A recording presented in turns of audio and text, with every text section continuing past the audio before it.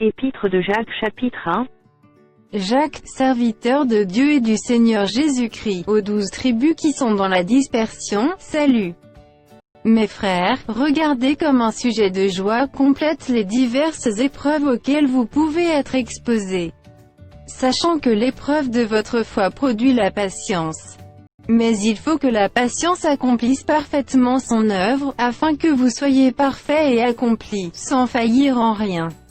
Si quelqu'un d'entre vous manque de sagesse, qu'il la demande à Dieu, qui donne à tous simplement et sans reproche, et elle lui sera donnée. Mais qu'il la demande avec foi, sans douter, car celui qui doute est semblable au flot de la mer, agité par le vent et poussé de côté et d'autre. Qu'un tel homme ne s'imagine pas qu'il recevra quelque chose du Seigneur. C'est un homme irrésolu, inconstant dans toutes ses voies. Que le frère de condition humble se glorifie de son élévation. Que le riche, au contraire, se glorifie de son humiliation, car il passera comme la fleur de l'herbe.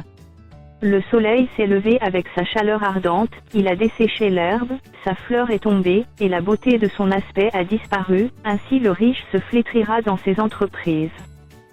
Heureux l'homme qui supporte patiemment la tentation, car, après avoir été éprouvé, il recevra la couronne de vie que le Seigneur a promise à ceux qui l'aiment.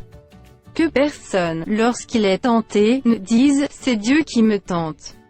Car Dieu ne peut être tenté par le mal, et il ne tente lui-même personne. Mais chacun est tenté quand il est attiré et amorcé par sa propre convoitise. Puis la convoitise, lorsqu'elle a conçu, enfante le péché, et le péché, étant consommé, produit la mort. Ne vous y trompez pas, mes frères bien-aimés.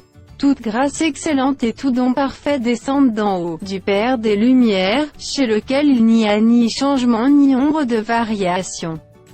Il nous a engendrés selon sa volonté, par la parole de vérité, afin que nous soyons en quelque sorte les prémices de ses créatures. Sachez-le, mes frères bien-aimés, ainsi, que tout homme soit prompt à écouter, lent à parler, lent à se mettre en colère. Car la colère de l'homme n'accomplit pas la justice de Dieu.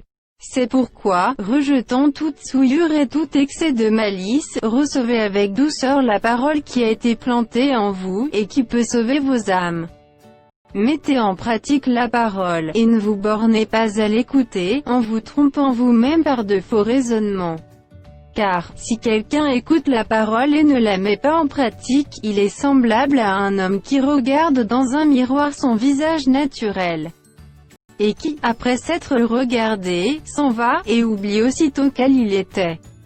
Mais celui qui aura plongé les regards dans la loi parfaite, la loi de la liberté, et qui aura persévéré, n'étant pas un auditeur oublieux, mais se mettant à l'œuvre, celui-là sera heureux dans son activité.